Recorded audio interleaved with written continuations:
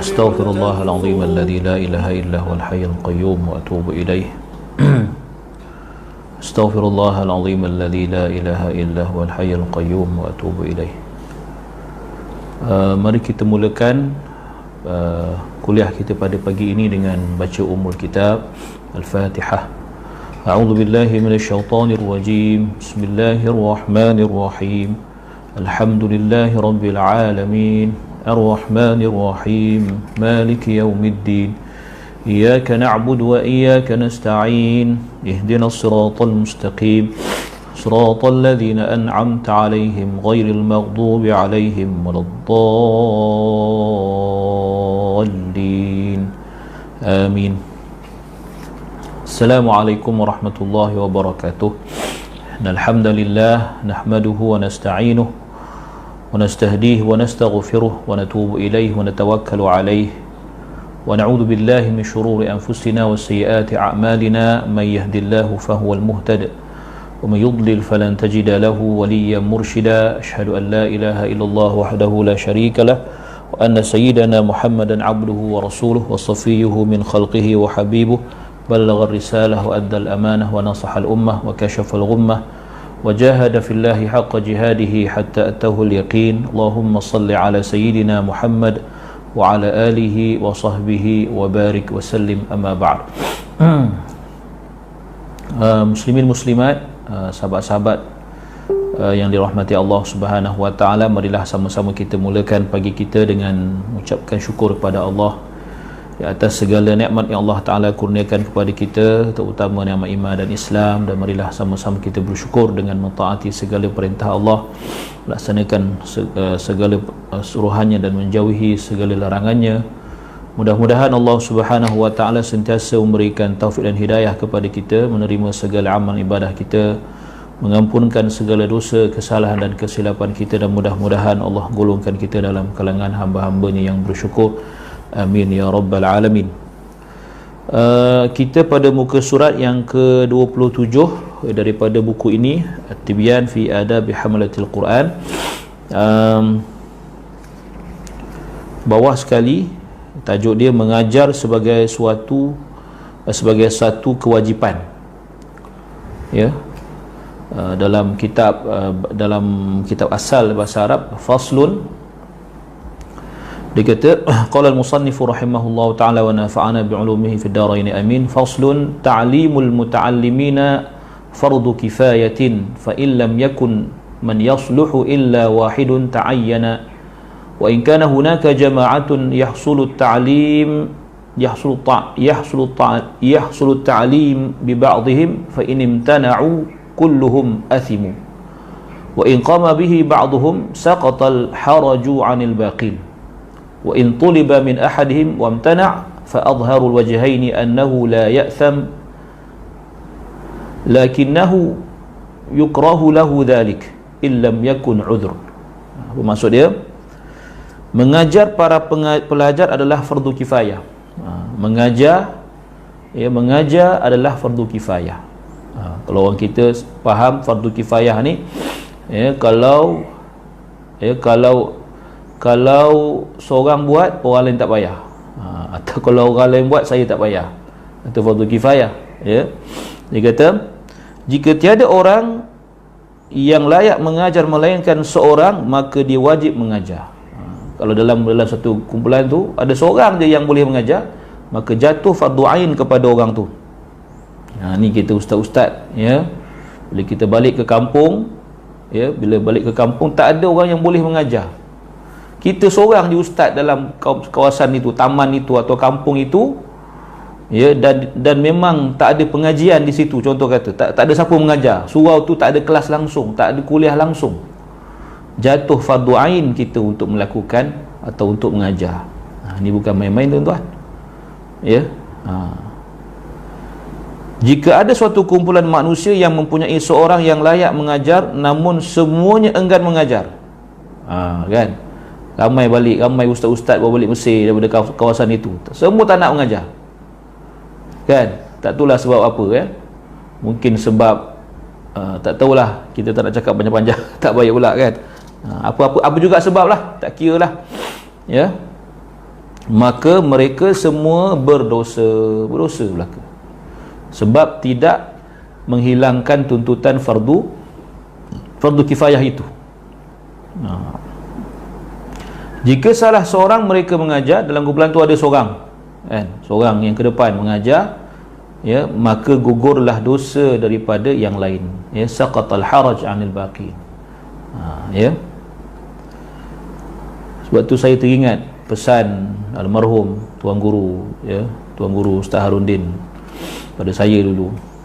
Dia kata, anta kalau nak ilmu anta tajam, dia kata, ilmu anta ni boleh, maksud tajam tu ilmu tu melekat dekat kita atau menjadi jadi lebih bagus, mengajarlah, dia kata. Sampaikanlah apa yang anta belajar tu, sampaikan, mengajar. Bila kita mengajar, dia kata, Allah Ta'ala akan berikan, ya, maksudnya Allah Ta'ala akan mudahkan kita untuk, ya, untuk menghadam ilmu tu dengan lebih baik. Walaupun masa kita belajar dulu, ya, mungkin kita tak apa faham sangat, tapi bila kita mengajar, ya, memang ada sesuatu yang, oh, rupanya macam ni. Ya, dulu masa belajar dulu taklah macam ni, faham, tapi bila nak, oh, macam ni rupanya. Itu banyak berlaku pada saya. Ya, sebab kita mengajar, jadi Allah berikan sesuatu. Bukan ilmu laduni, tuan-tuan. Jangan tuan-tuan kata ustaz kemarin ilmu laduni. Bukan laduni ni, semua khawatir benda-benda yang orang kata ilham gitu, ilham untuk kita memahami. Sebab bila kita nak mengajar, kita kena faham apa yang kita nak ajar. Jadi masa kita belajar dulu, mungkin cara kita faham tu, usaha kita tu mungkin masa belajar dulu hanya sebab nak faham, sebab nak ingat masa nak jawab exam mungkin. Tapi sekarang kita cuba memahami lagi sekali supaya kita boleh sampaikan kepada orang lain. Dia berbeza. Jadi ketika kita nak faham lagi sekali, nak perbaharui kefahaman itu untuk kita sampai kepada orang, jadi Allah Taala akan beri ilham yang baik, kan? Kadang-kadang kesimpulan yang masya-Allah tabarakallah, ya, yang kita tak pernah pun terbayang yang itu kita boleh faham macam tu. Tapi dia bukanlah suatu yang orang kata khayalan semata-mata, ya, benda tu betul, cuma bentuk olahan kesimpulan itu mungkin agak berbeza. Siapa yang faham-fahamlah apa yang saya cakap ni. Ya, kalau seorang guru dia akan faham, kalau ustaz dia akan faham benda ni, ya. Baik. Jika salah seorang mereka diminta untuk mengajar lalu dia menolak, maka pendapat yang azhar maknanya dia ada pendapat yang zahir dengan pendapat yang azhar pendapat yang lebih kuat. Maksudnya dia zahir ni pendapat yang kuat belaka, tapi yang lebih kuat daripada yang kuat, azhar dia panggil, ya. Daripada dua pandangan ialah dia tidak berdosa, namun tindakannya itu adalah makruh, ya, sekiranya dia tidak mempunyai sebarang keuzuran, ya. Maknanya tadi itu kalau kata ramai-ramai ustaz-ustaz tu, yang seorang dah mengajar, so yang lain tu, ya, jatuh gugurlah dosanya. Tapi katalah dalam kalangan yang tak ke depan tu diminta untuk mengajar dan dia tak nak sebab dah ada kawan dia mengajar, so hukumnya dia tidak berdosa, cuma makruh, sebab menolak untuk mengajar. Sebab itu janganlah kita, ya, menolak. Kalau kita memang tidak berkesempatan, ya, lainlah. Betul, saya pernahlah pergi berceramah di satu tempat ni, ya. Jadi bila lepas kita ceramah, biasa kita apa, orang kata sarapan pula, makan lah, kan. Kalau kuliah subuh sarapan lah, ya, sarapan ke apa ke, makan malam ke, ya. Jadi saya tanyalah pada pengurusi surau, kan, tanya pada dia, sini ramai ustaz ke? Ramai ke ustaz kat kawasan ni? Oi, ramai ustaz, ya. Tapi tapi tu tak sedap tu. Tapi yang nak mengajar tak ramai ustaz, kan. Yang nak aktif dengan surau, aktif dengan masjid tak ramai. Jadi saya tak nak komen panjang lah, sebab saya cakap macam tu, saya tak nak lah nanti kan kata melaga-lagakan pula, kan. Saya kata pujuklah elok-elok, mungkin dia orang segan, kan? Ustaz-ustaz dia kan pemalu belaka, ya, pemalu. Jadi kita pujuklah elok-elok, ustaz boleh tak tuan jadi imam ke, bagi giliran ya mengajar ke. Ada satu tempat tu punya ramai pala ustaz-ustazah, apa nama asatizah dekat kawasan taman tu, kalau gile-gilekan sehari seorang mengajar majlis ilmu, sebulan tu maknanya apa? Ya, tak habis lagi. Giliran ustaz-ustaz mengajar kat situ, maknanya apa? Lebih 30 orang ustaz-ustaz yang duduk di situ. Ya. Maknanya kalau kita sebagai orang yang duduk taman tu, masya-Allah, rahmatlah taman ni. Banyak orang agama kan. Ramai orang-orang yang orang yang ya, yang boleh menyampaikan ilmu, boleh membimbing, boleh menegur. Tapi tapi tak sedap nak sebutlah tuan-tuan. Kalau betul berfungsi, alhamdulillah. Yang masalahnya tidak berperanan. Jadi kalau kata ramai-ramai tadi tak ada seorang pun mengajar, maka berdosa belaka 30 atau yang ramai itu, kan? So tidak menunaikan tuntutan fardu kifayah. Ya. Allahu akbar. Baik, bersungguh-sungguh dan fokus. Okey, faslun, dia kata faslun yustahabbu lil muallimi an yakuna harisan ala ta'limihim mu'thiran dhalika ala masalih nafsihi ad-dunyawiyyah allati laysat bidaruriyah. Ya, dia kata digalakkan, disebut terjemah di sini, ya, guru digalakkan agar bersungguh-sungguh, harisan, mengajar para anak murid, mengajar para pelajar. Mu'thiran mana apa? Ithar, melebihkan. Ya, melebihkannya, ya, maknanya melebihkan, ya, pengajian, ya, pelajar itu, ya, berbanding masalihi nafsihi dunyawiyah, ya, berbanding maslahat dirinya di dunia yang tidak mendesak. Maknanya kadang-kadang kan, contohnya ini banyak juga berlaku kat pelajar-pelajar kita, kan, tak datang kelas. Tanya apa pasal tak datang? Sepupu saya kahwin. Kita kata sepupu kau kahwin, apa kena mena dengan kau? Kan? Ya. Kadang-kadang kita tanya apa pasal tak hadir, benda-benda yang kadang bukan. Kan? Hantar pak cik saya pergi umrah. Lah, mengapa hantar pak cik pergi umrah sampai tak datang kelas? Sedangkan kelas ni penting. Ini kadang-kadang perkara ini yang kita kena beri faham pada anak murid ni. Kan?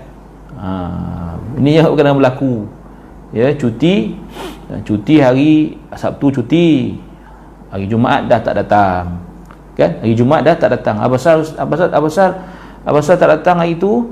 Ya, sebab tiket dah habis. Apa pasal dah habis tiket, baru beli tiket? Macam-macam alasan, tuan-tuan. Ya, saya tak nak sebutlah dekat mana kan. Tapi itulah hakikatnya. Ya, kadang-kadang susah kita nak, ya, kalau kita terlampau syadid sangat, terlampau rigid sangat, nanti kan memang jadi benda tak baik pula. Tapi bila kita berlembut sangat pun tak boleh juga, kan? Kena ada ketegasan, ya. Jadi itulah dilema seorang pensyarah atau seorang guru, kan? Baik, jadi kalau ikut kaedah dia, kita kena mu'thiran zalika ala masalih nafsi dunyawiyah. Kita kena utamakan pengajian dia daripada, ya, keperluan keduniaan dia. Ustaz tak datang, nak ambil lesen kereta. Macam-macam, yang tidak daruri, yang tidak bersifat daruriyah, tidak bersifat yang apa namanya, tidak penting, kan? Kalau daruriyah lainlah. Kalau kata kematian ke benda-benda penting tu lain, ya. So dia kata okey, wa an yufrigha qalbahu fi hali julusihi li iqra'ihim min al-asbab asy-syaghilati kulliha wa hiya kathiratun ma'rufah. Ni dia. Ini cerita guru pula, kan? Ya. Maknanya guru juga perlu, dia kata, mana pula tadi? Ya. Mana tadi dalam ni? Dia kata ketika mula duduk untuk mendengar bacaan Al-Quran mereka, guru dia kata dia hendaklah mengosongkan hati daripada segala hal yang menyibukkan dirinya. Mengosongkan hati, yufriqa qalbahu, kosong hati, fokus maknanya. Fi hali julusihi li iqra'ihim, ketika dia sebagai guru nak menyampaikan ilmu dia. Kena fokus. Daripada faktor-faktor atau sebab-sebab yang menyibukkan dirinya, yang jumlahnya banyak serta dimaklumi. Macam-macam sekarang. Kan ni. Bukan setakat anak murid kita je, kita pun kadang-kadang bila mengajar kan tak dapat nak fokus. Sebab apa? Sibuk dengan handphone. Sibuk dengan macam-macam datang mesej lah, apalah kan, orang jemput ceramah masa tu kan, masa tu lah dia nak hantam, dia nak telefon, masa tu lah dia nak tanya, padahal kita tengah mengajar ni. Contohnya. Jadi sepatutnya kita tak buat macam tu, apatah lagi ketika dalam proses menyampaikan atau membacakan Al-Quran. Sebab cerita ni cerita Quran. Iqra' maknanya kita menyampaikan bacaan, iqra'ihim kan. Tu dia. Kemudian dia kata wa an yakuna harisan ala tafhimihim wa an yu'ta kulla insanin minhum, ataupun wa an yu'tiya kulla insanin minhum ma yaliqu bih fala yukthiru ala man la yahtamilu al-ikthar wa la yaqsuru liman wa la yaqsuru atau yuqassiru, boleh, liman yahtamilu az-ziyadah wa ya'khudhuhum bi i'adati mahfuzatihim. Dia kata wa yuthni ala man zaharat najabatuhu ma lam yakhsha alaihi fitnatan bi i'jabin aw ghairih. Ini semua adab untuk guru lah. Dia kata mestilah berusaha untuk memberi kefahaman kepada mereka. Harisan ala tafhimihim, usaha supaya mereka faham. Saya ingat dulu syekh saya masa belajar di tahfiz, nama dia almarhum Syekh Muhammad Syekh Said Husin, Syekh Said apa nama dia, Husin Sabbah, Syekh Said Husin Sabbah nama dia. Dah meninggal lah. Dia dulu mengajar di Darul Quran sekejap apa lama kan, betulnya mengajar UAE. Dia kalau kita suruh dia ulang banyak kali, macam mana pun dia akan ulang. Dulu kita belajar Rasam Osmani dengan dia kan, Rasm Uthmani kan, habis rasa kitab tu kan ketiga 4 kali khatam, masa diulang lagi kan. Dia Syekh Arab ni dia nakal masa dia suka musik kita kan. Kadang-kadang bila kita tak faham tu kenalah himar sikit kan. Itu perkara biasa kami kalau belajar musik tahulah, setakat kena himar tu biasa je kan. Ya himar kata je, dah suruh baca tak pandai-pandai kan, ya himar terus. Tapi itulah berkat juga himar tu rupanya jadi kalau kita kat Malaysia habislah kan, panggil anak murid, oi keldai, habis masuk TikTok silap-silap kan, masuk apa nama Facebook, masuk Insta, guru hari ni seorang guru dia panggil anak murid dia himar, keldai. Tapi kita biasa je kat Mesir gitu lah kan, itu jadi hiburan pula kan tapi alhamdulillah lah berkat banyak himar tu berkat himar tu lah kan, jadi ustaz juga kita, alhamdulillah baik. So dia kata dan memberi setiap saya suka terjemah terus, tak apalah saya baca kat sini lah. Dia kata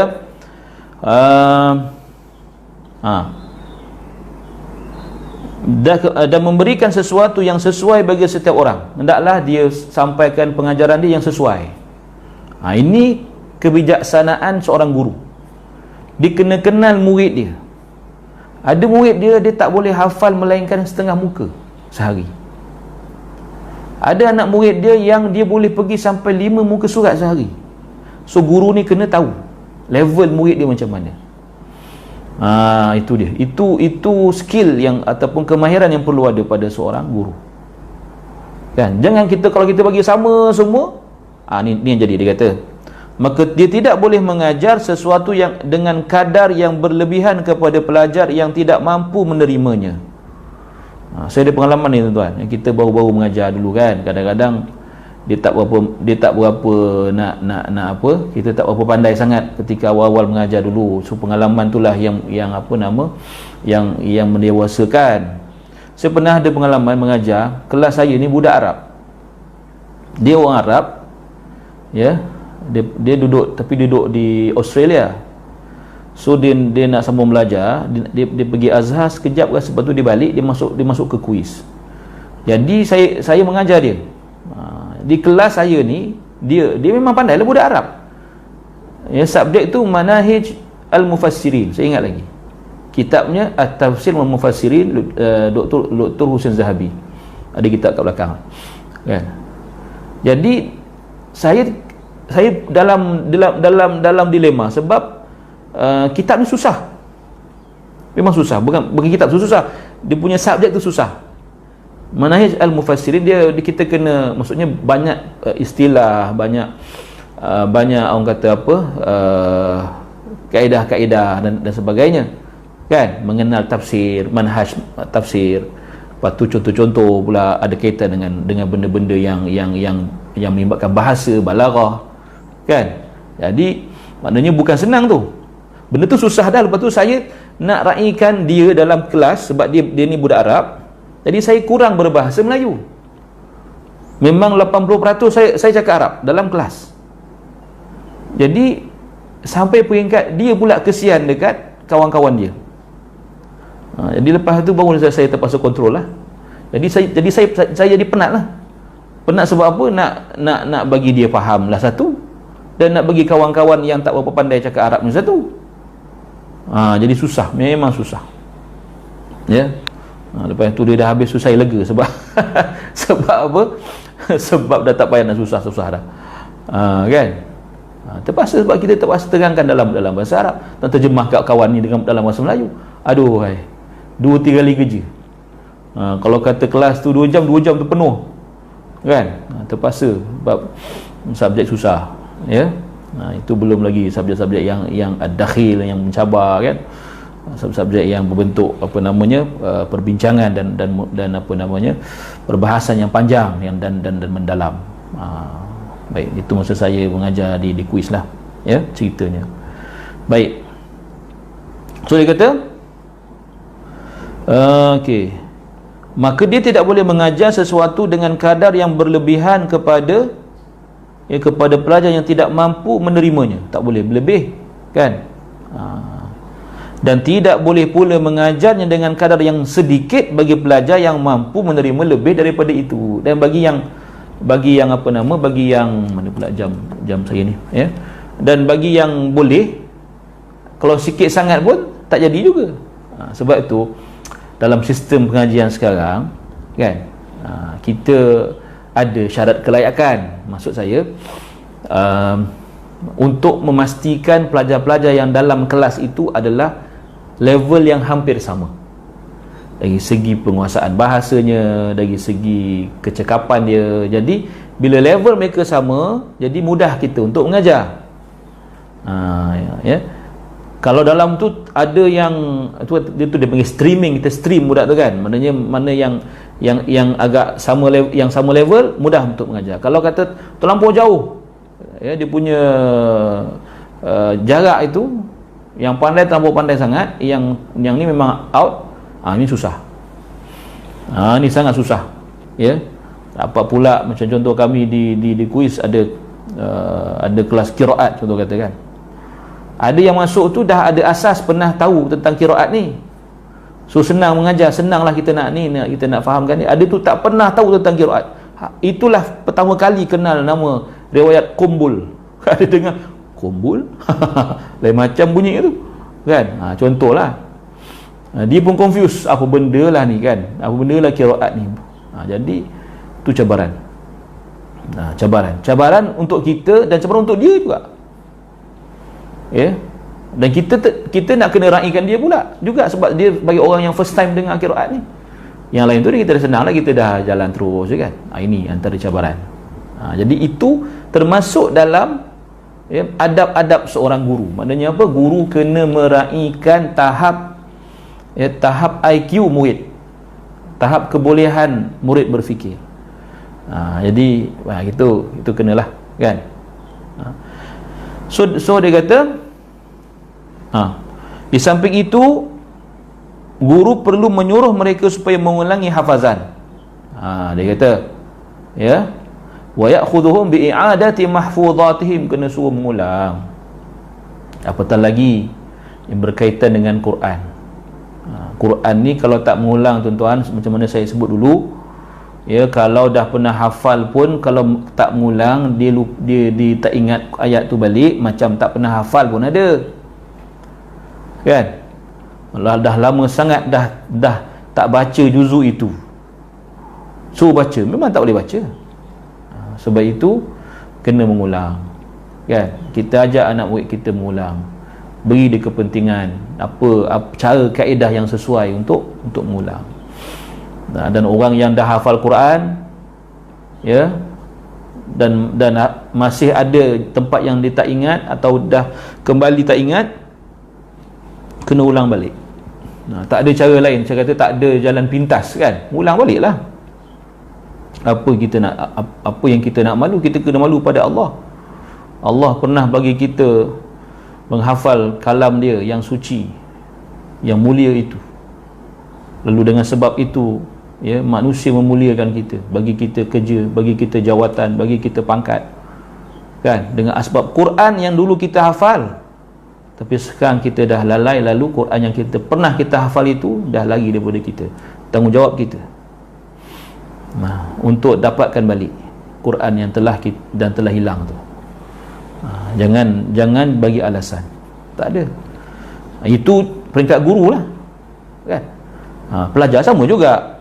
Sebab tu kita kena suruh mengulang. Quran ni tak boleh, dia mesti mengulang, ya. Dia kata i'adati mahfuzatihim. So dia kata guru boleh memuji pelajar. Dia kata wa yuthni ala man dhaharat najabatuh, ya, boleh memuji pelajar yang lebih cerdik, tapi dengan syarat selagi dia tidak takut akan fitnah apabila timbul rasa ujub.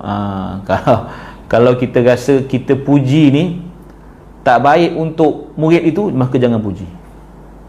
Ada setengah-setengah orang ni, kalau dia makin dipuji, dia lain sikit terbang aja, kan? Nak melompat-lompat dia, kan? Mulalah dia buat style dia buatlah macam-macam. Tak mau. Tengok juga. Kalau sesuai dipuji, pujilah. Apatah lagi kalau untuk mendatangkan orang kata apa, rasa berlumba-lumba dalam kalangan anak-anak murid kita, itu bagus. Kan? Bagi hadiah ke, puji ke, ya. Saya pernah dipuji guru saya masa saya belajar di kuliah Quran dulu. Kita belajar, kan, baca jamak qiraat 10 tiap-tiap pagi 2 jam, pukul 8 sampai pukul 10. Memang ada madah qiraat amaliyah, dipanggil qiraat praktikal, kan? Jadi semua duduk satu auditorium besar dalam 300-400 orang tu, masing-masing baca. Kan? Lepas ni siapa, ikut susunan jamak, siapa baca qiraat tahulah. Jadi kawan saya ni, saya dalam tu saya seorang je Melayu, tak ada orang Melayu yang lain masa tahun tu 3, kan? Waktu 3 atau 4 itulah. Jadi yang mengajar masa tu Syekh Muhammad Abdul Daim Khamis, ya, Syekhul Maqra'ah Al-Badawiyah. Dia syekh pada Maqra'ah di Masjid Sidi Ahmad Badawi di Tonto. Jadi dia mengajar saya masa tu. Dia kata dia suruh gila-gila baca sampai giliran saya baca. Saya bacalah. Dia tanya baca untuk siapa? Okey, apa dalilnya? Bawa dalil matan.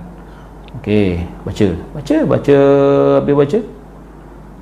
Okey, lepas habis saya baca, bagus, dia kata. Lepas tu dia suruh kawan Arab saya sebelah kiri saya, sebelah kiri saya baca, kan? Kau pula baca. Siapa baca lepas tu? Tak tahu.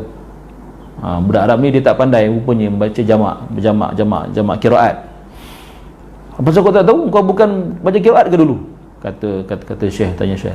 Kata budak ni, saya dulu masa kat Mahat, saya tak belajar jamak qiraat. Tak, saya semua tak pandai jamak qiraat. Dia katalah.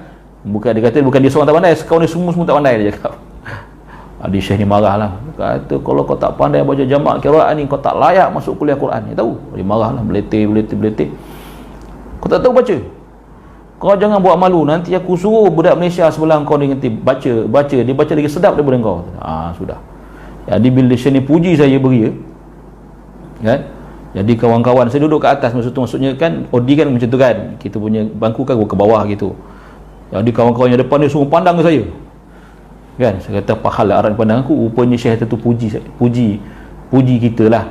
Dia kata tengok budak Malaysia ni pun boleh baca lagi bagus daripada kau, kan? Suara dia sedap dari suara kau tadi. Jadi dia marah kepada Arab tadi tu, kan?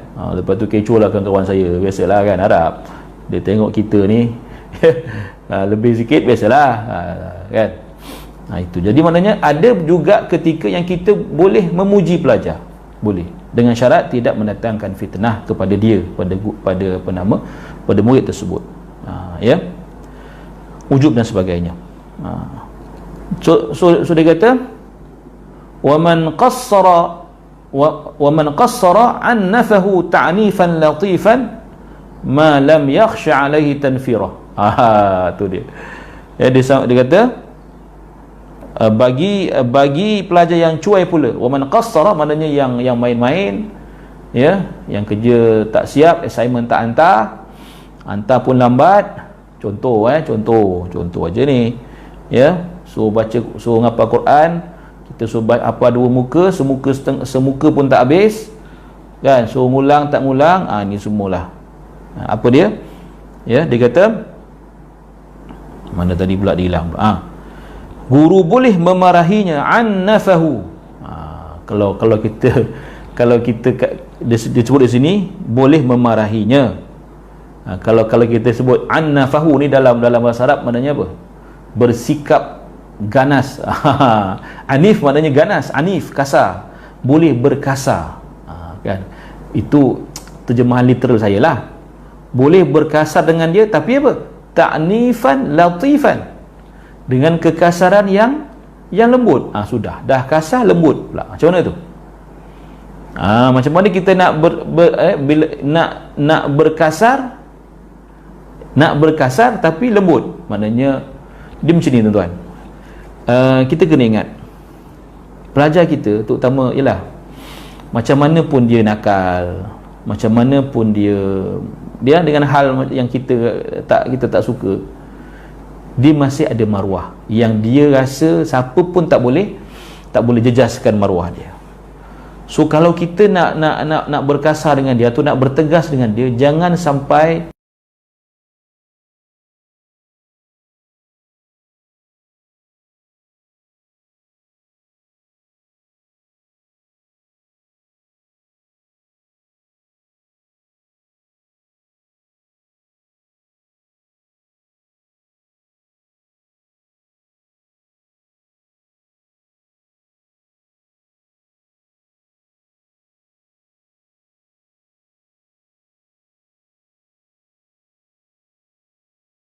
jangan sampai mencabut maruah dia.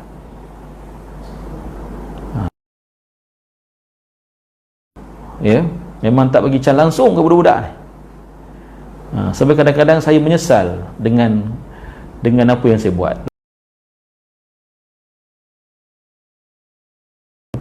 Itulah, kan? Jadi itu kadang-kadang itu kita kata apa?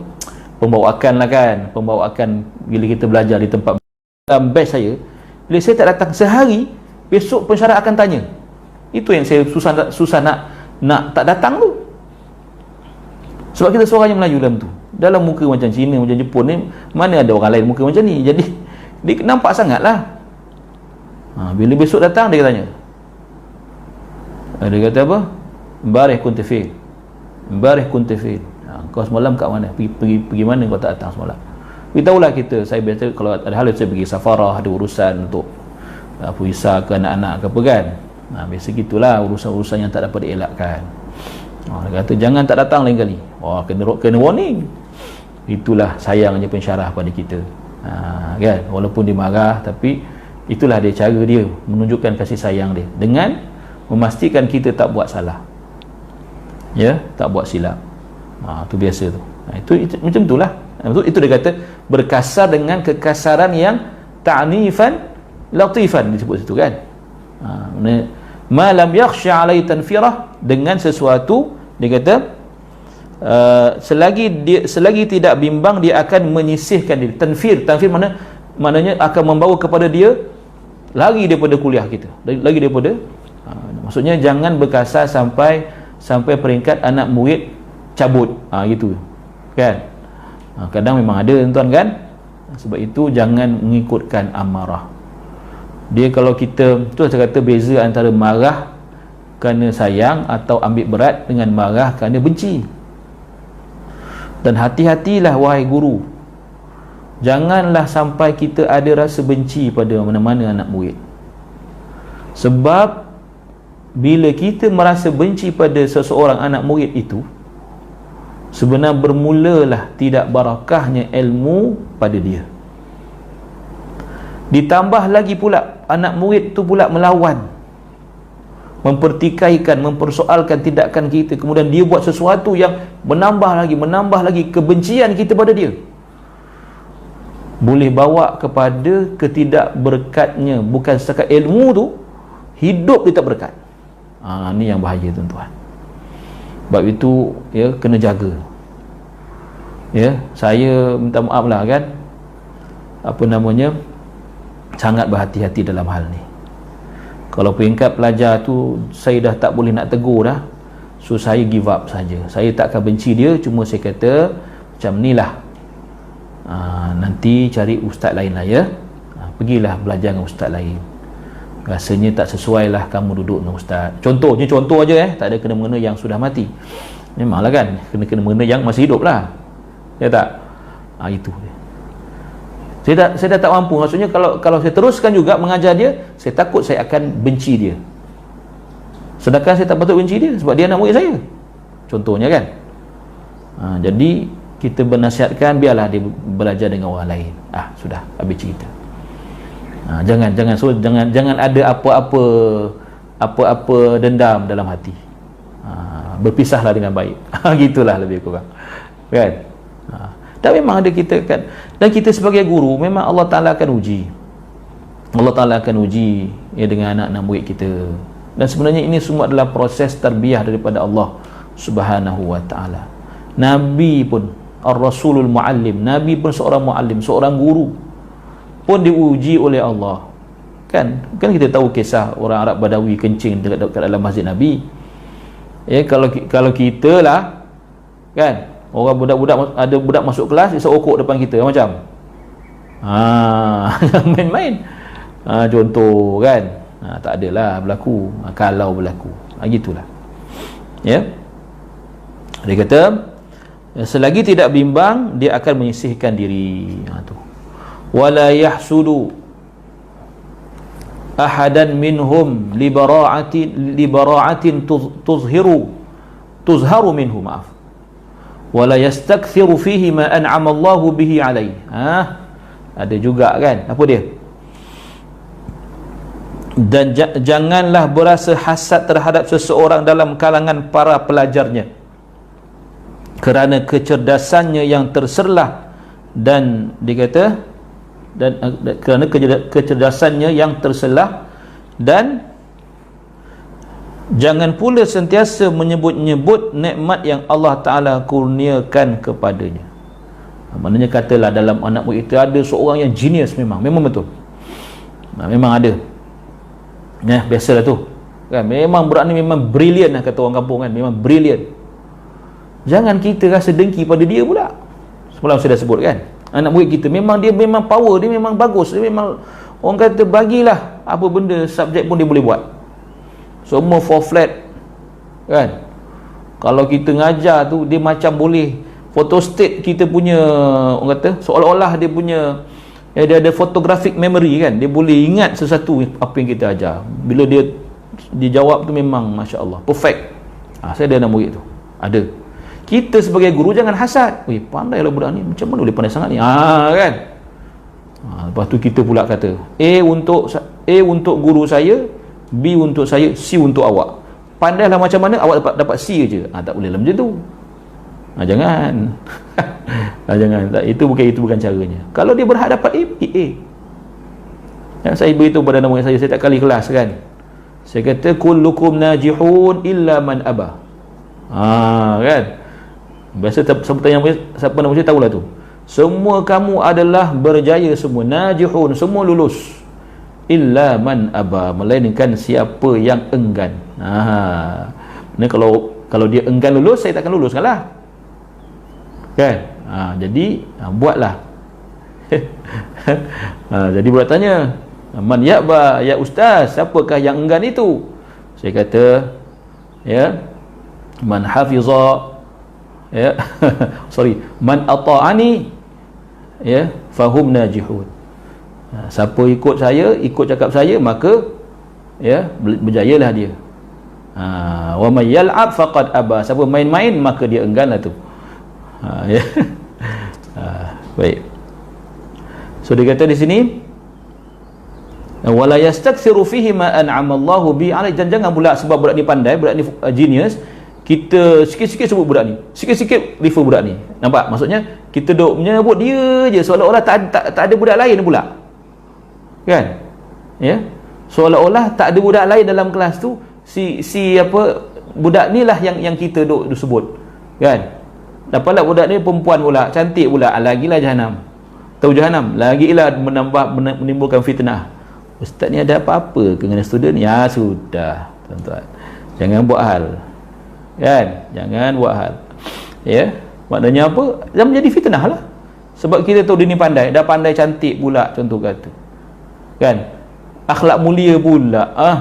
Dia puji melangit, masuk kelas puji, tengah kelas puji, nak keluar puji. Ini semua penyakit, tuan-tuan. Tak boleh. Ya? Maksudnya berpada-padalah. Jangan berlebih-lebihan. Ya? Begitu. Baik. So dia kata, fa innal hasada lil ajanibi haramun shadidut tahrim. Fa kaifa lil muta'allimi alladhi huwa bimanzilatil walad wa ya'udu min fadilatihi ila muallimihi fil akhirati thawabul jazil wa fid dunya thana'ul jamil wallahu al muwaffiq. Itu dia. Ya. Dia kata sesungguhnya hal ini kerana hasad terhadap orang lain adalah sangat haram. Maksudnya hasad ni bagi orang yang biasa-biasa, orang yang bukan guru, adalah haram. Kan? Iyyakum wal hasad, kan Nabi kata, jauhilah kamu dalam berhasad. Fa innal hasada ya'kulul hasanat kama ta'kulun narul hatab.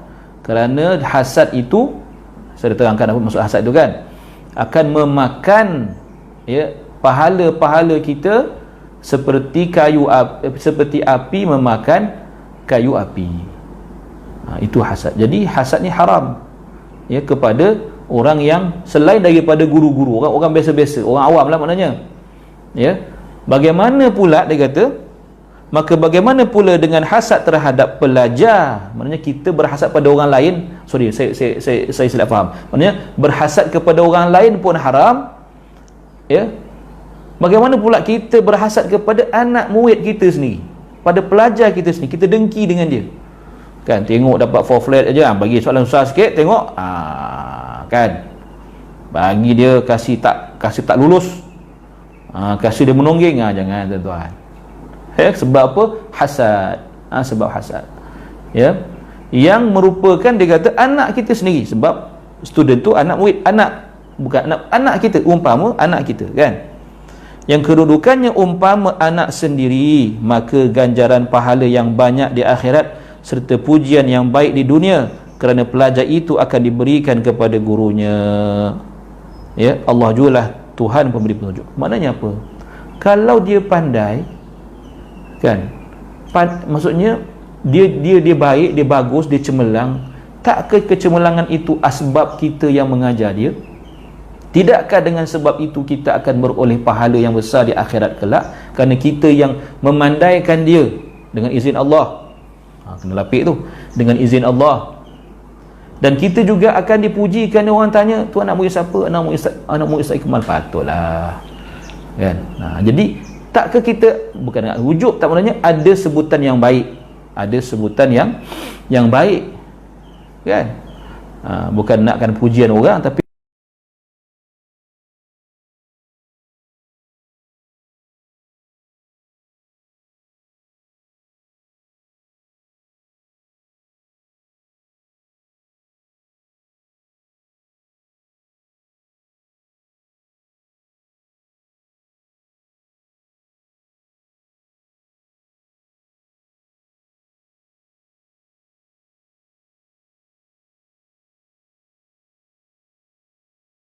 ada sebutan yang baik. Orang sebut benda baik.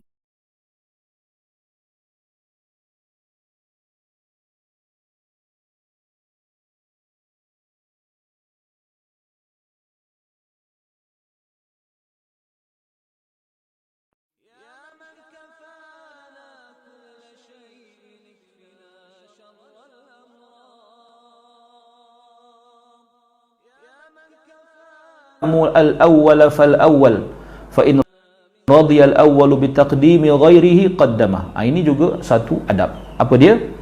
Menadil dan mengambil berat. Apabila para pelajar ramai, izdahamu, ramai, zahmah, kan? Zahmah, kan? Ramai semua nak tasmik, kan? Masya-Allah, hebat anak murid, kan? Maksudnya dia kena guru hendaklah mendahulukan orang yang datang lebih awal untuk mengajar Al-Quran kepada mereka, ikut giliran, ya, ikut giliran. Jangan jangan bagi kalau dia melompat. Ada kadang-kadang budak-budak ni dia datang nakal, dia potong lain kawan, kan? Hantar belakang, hantar baru sampai tadi, kan, duduk belakang. Kena macam tu. Kena tegas. Tapi dia kata, kemudian seterusnya, jika orang yang datang awal itu tidak kisah, yang datang awal tak apa, itu tak apa, ya. Apabila ada orang yang mendahuluinya, guru boleh mendahulukan yang lain, maka boleh. Kerana kita kata, okey, siapa dah lancar, datang tasmik. Contoh kata dalam sesi tasmik lah. Tapi itulah, kan, anak-anak kita ni sebenarnya kita pun sama juga masa belajar dulu. Sebab tu kita tak boleh nak marah anak murid kita, sebab kita pun macam dulu pun sama juga. Katalah pukul 8 sampai 10 tasmik. Pukul berapa datang tasmik? Pukul 9. Maksud saya datang awal, tapi pergi baca kat depan ustaz ni. Pukul 9 baru dia start baca, kan? Bukan datang-datang terus baca. Kan? Jadi kita berkata, apalah kamu ni pukul 9 baru datang baca. Sebenarnya dalam hati kita, aku pun sama juga dulu. Sebenarnya kadang-kadang kita tak boleh nak salahkan anak murid kita, sebab kita pun dulu sama. Jadi apa yang kita buat, beritahulah, jangan buat macam ni, kan? Nasihatkan. Jangan kita cakap seolah-olah kita tak pernah buat benda tu, kan? Dulu start panggil 9.30 baru nak, dah ramai. Lepas tu 9.30 baru nak start, pukul 10 habis. Ada yang tak sempat tasmik, yang tak sempat baca, kan? Jadi masalah lah pula. Ya. Dan kita pula bila dah budak-budak ni datang tasmik, biasa pukul 9 baru datang, kita pula datang lewat. Pula dah kita pula yang tak amanah. Ini semua benda-benda yang nampak kecil, tuan, ya. Tapi semua adalah melambangkan adab dan juga, ya, amanah kita terhadap tugas kita. Kan? Sebab itulah kita kena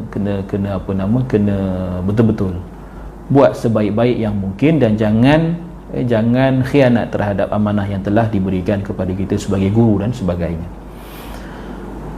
So dia kata, okey, situ habis.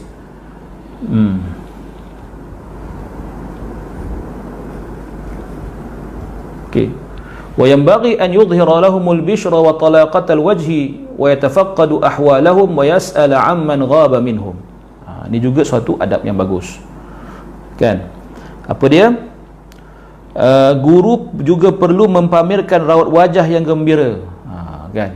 Tunjukkan kegembiraan. Jangan masuk muka masam aja mentang-mentang tadi pagi bergaduh dengan orang rumah, bergaduh dengan suami, kan, masuk kelas pun bad mood, manjang, anak murid nak tegur pun takut, kan, ya.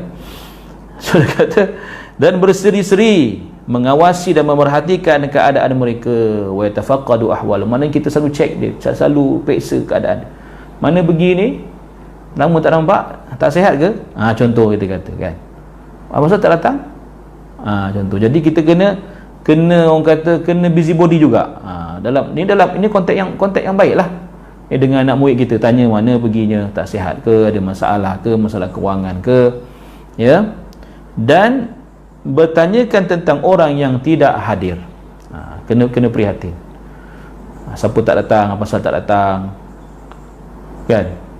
Tapi itulah, kerana memang kita akan diujilah dengan anak-anak murid kita, kan, yang suka ambil kesempatan, ya, kesempatan atas kelembutan, kebaikan ustaz-ustaz, kadang-kadang pensyarah-pensyarah dia, kan. Dia tengok macam ustaz ni, ustaz Ikmali macam tak kisah je, tak apa, tak datang, ya. Lepas itu bila nak exam baru muncul, mentang-mentang kita tak bar dia sebab kita malas nak halang dia, tiba-tiba dia datang, muncul di hujung musim. Lepas itu bila tanya, ya, bila tercek-cek nama, assignment tak, ini contoh kan, contoh aja ni, kan, assignment tak ada nama, group ada tapi assignment tak ada. Lepas itu kita tanyalah mana pergi, baru dah minggu ke, kita pada 14 minggu ke 12 baru datang kelas. Mana kamu pergi? Saya pergi umrah. Ada surat? Tak ada surat. Contoh macam betul aja, agaknya betul lah, kan. Lepas tu lepas pergi umrah, saya baru balik dia berumrah, tak sihat. Berapa bulan kamu pergi umrah? Takkan pergi sebulan kot, umrah paling lama pun 2 minggu, kan. Balik tu tak sihat katanya, tak datang. Habis tu kamu nak saya buat apa? Dah kamu tak datang kelas, punya lama, bagi assignment tak siap, kamu nak saya buat apa? Nak suruh saya bagi A+ ke apa? Ke nak lulus, kan? Ini kadang-kadang cabaran, tuan-tuan. Jadi ya, ini antara termasuk kepada orang yang tak nak berjaya tu je. Saya kata, ya, kalau macam ni gayanya, ya, saya tak boleh bagi lulus kamu ni, ambillah semester depan. Habis cerita, kan, macam-macam, tuan, kan. Jadi itu semua cabaran, cabaran kepada kita. Jadi kita kena orang kata apa, ya, meluruskan hati, dia bersabar dan meluruskan hati ketika kita bertindak kepada anak murid kita yang begitu. Jangan ada dendam, tapi kita beritahu yang dia tak layak untuk diberi ataupun untuk diberi kelulusan dengan ataupun dalam subjek itu, kan. Contohnya lah, sama macam Quran juga, kan. Dia tak cukup juzuk, tiba-tiba kita nak bagi masuk periksa, mana boleh macam tu. Dia tak layak untuk masuk periksa pada orang kata pada asasnya. Kita bagi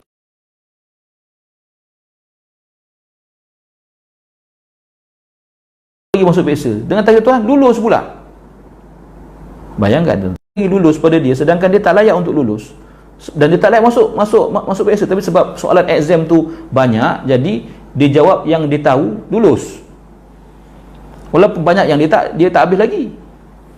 Mungkin tuan-tuan tak faham kot. Okay, saya beri contoh lah. Okay, periksa tu daripada juzuk 1 sampai juzuk 10, contoh kata, soalan exam, soalan Quran dia, kan. Ya, soalan berkata lah. Jadi sebab, ya, asalnya dia hanya boleh masuk periksa bila dia habis juzuk 10, tapi dia tak habis juzuk 10, habis juzuk 8, contoh kata, 2 juzuk tak habis, tapi kita bagi masuk periksa.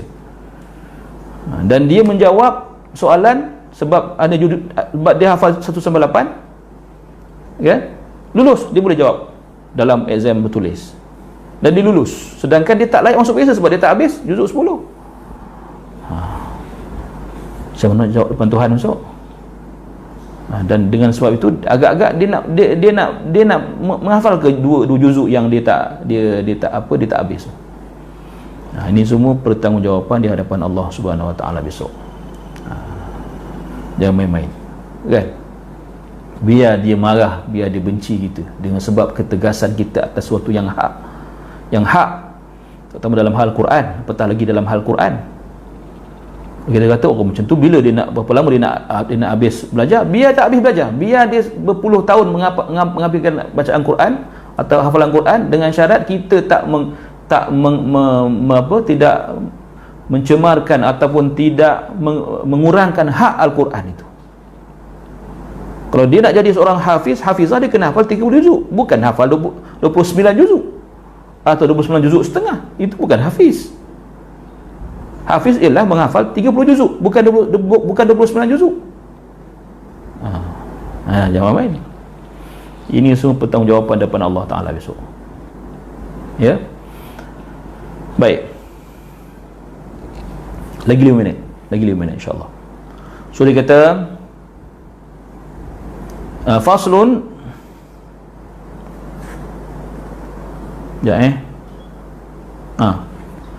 faslun qala al-ulama radhiyallahu anhum wa la yamtani'u min ta'limi ahadin likawnihi ghayra sahihin niyyah. Faqad qala Sufyan wa ghayruhu ya talabuhum lil ilmi niyyah qalu talabna al ilma li ghairillah fa aba an yakuna illa lillah. Ma'nahu kanat ghayatuhu an sara lillahi ta'ala. Ya, apa maksud dia? Kata ulama radhiyallahu ta'ala anhum, janganlah mengelak daripada mengajar seseorang kerana dia tidak mempunyai niat yang betul. Maknanya kalau kita tahu, hatta kalau kita tahu niat dia tak betul pun, kita tak boleh mengelak untuk mengajar dia. Kan? Kata Sufyan dan lain-lainnya, perbuatan mereka menuntut ilmu itu sudah dikira sebagai niat. Kata mereka juga, kami pada awalnya menuntut ilmu bukanlah sepenuhnya kerana Allah, namun ilmu itu tidak mempunyai tujuan lain selain Allah. Bermaksud akhirnya menuntut ilmu akan menjadi lillahi ta'ala. Maknanya apa? Ya, kadang-kadang orang ni pada awalnya, ni contoh ceritalah orang nak mengaji apa, nak bertalaki kan. Kadang-kadang dia nak talaki dengan kita tu sebab dia nak sanad. Ni cerita sanad ni. Sedangkan dia tak layak pun untuk dapat sanad tu kalau kita tengok cara bacaan dia. Cuma kita tak bolehlah menolak sebab kita kena ada satu keyakinan dalam proses dia belajar tu dia akan baiki. Dia akan perbaiki niat dia tadi daripada yang tadi tu jadi yang lebih ikhlas lillahi ta'ala, bukan kerana sanad, bukan kerana nak tunjuk, nak gantung, nak ujub, tidak. Jadi itu maksud perenggan ni lah. Ya. Maknanya di sini akan sedar bahawa ilmu itu tak boleh melainkan lillahi ta'ala, melainkan kerana Allah Subhanahu wa ta'ala. Sungguh tuan. Kan? Bila ilmu ni kita belajar lillahi ta'ala, dia akan melekat pada kita. Dia akan melekat dan kita akan ingat ilmu tu, dan ilmu tu akan tercerna pada perbuatan kita, pada perilaku kita, apatah lagi pada akhlak kita. Itu dia ilmu. Sebab itu ilmu ni sepatutnya ya, dan sewajarnya menambahkan takut kita kepada Allah. Itu ilmu. Kerana itu Allah menyebut innama yakhshallaha min ibadihi al-ulama. Hanya sahaja orang yang paling takutkan Allah dalam kalangan hamba-hambanya ialah para ulama. Kenapa? Kerana ilmu yang ada para ulama itu menjadikan mereka manusia yang paling takut kepada Allah. Jadi ilmu yang sebenar ialah ilmu yang menambahkan khasyah kita kepada Allah Subhanahu wa ta'ala. Itu baru ilmu. Kalau yang tak menambahkan takut kita pada Allah, tak menambahkan khasyah kita kepada Allah, itu bukan ilmu yang sebenar. Itu dia. Ya, bukan ilmu yang hakiki kita panggil.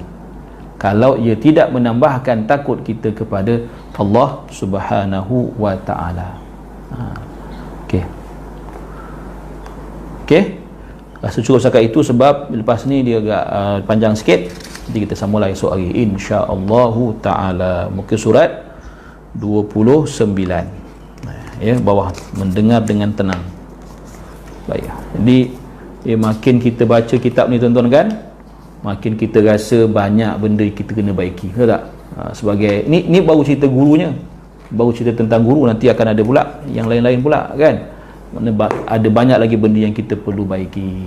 Maknanya nak beritahu kita, seorang penuntut ilmu, seorang yang membaca Al-Quran, amat wajar menghiasi dirinya dengan adab-adab yang disebutkan dalam kitab ini. Menjadilah kita manusia yang bukan sahaja membaca Al-Quran, tetapi beradab dengan adab Al-Quran, berakhlak dengan akhlak Al-Quran. Itu yang disebutkan dalam kitab ini. Mudah-mudahan Allah Ta'ala berikan kefahaman kepada kita semua. Minta maaf atas segala kekurangan. Terima kasih atas segala perhatian. Aqulu qawli hadha wa astaghfirullahal azim li wa lakum. Wassalamualaikum warahmatullahi wabarakatuh. Subhanakallahumma wa bihamdika asyhadu an la ilaha illa anta astaghfiruka wa atubu ilaik. Bismillahirrahmanirrahim. Wal 'asri innal insana fi khusr illa alladhina amanu wa 'amilus salihati wa tawassaw bil haqqi wa tawassaw bis sabr.